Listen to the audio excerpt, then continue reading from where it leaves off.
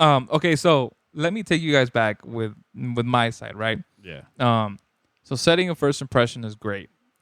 And also being you have to show that you want to be a part of her family. So whenever there are things going on, like, hey, there's my if she goes, hey, my aunt or my uncle is having a birthday party, do your best to go to those events. Show yourself Do because your best yeah, to because go. because you have to show them, hey, I am a part of her life, and I know that by being a part of her life, Yeah. your other family members are also a part of her life. So I have to be there and show you that I want to be a part of her life, which means I come to family parties.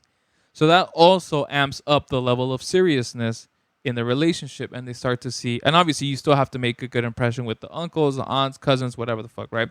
Yeah. But the mere fact that you're there lets them know, hey, this guy is serious about dating my niece or my cousin or whatever the fuck. Yeah. And so you start building up that rapport, right?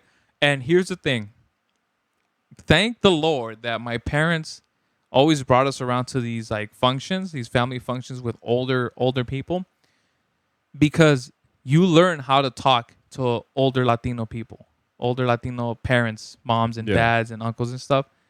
And as a kid, you hate going to these parties because you're like, ugh, there's nobody there my Yeah.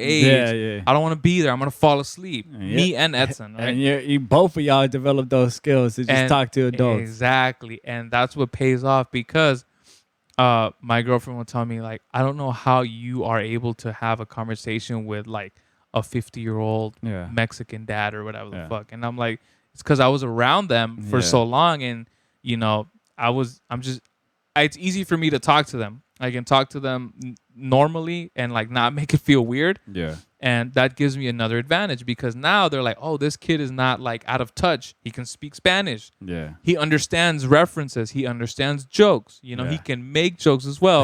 And when you start doing that, I feel like I'll fall short of that. Usyk, you got to get your game up. And I'm telling you. Bro. And again, My Spanish jokes are trash. nah, I bro. barely even catch them when they're saying them. Oh, you got to start watching novelas.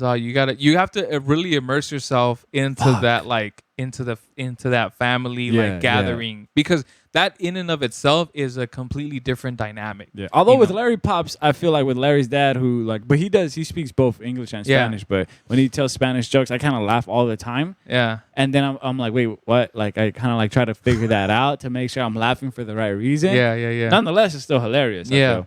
Yeah. But So- like I feel like for me to give a joke in Spanish, I wouldn't even try. yeah, no. I'm not even a joke. I don't even tell jokes either. But depending on who Spanish? you are in Spanish, but I do Because you get on the roll, bro. I like to milk it for sure. you when you're on your shit, bro, that shit is I'm jokes. just doing cows, bro.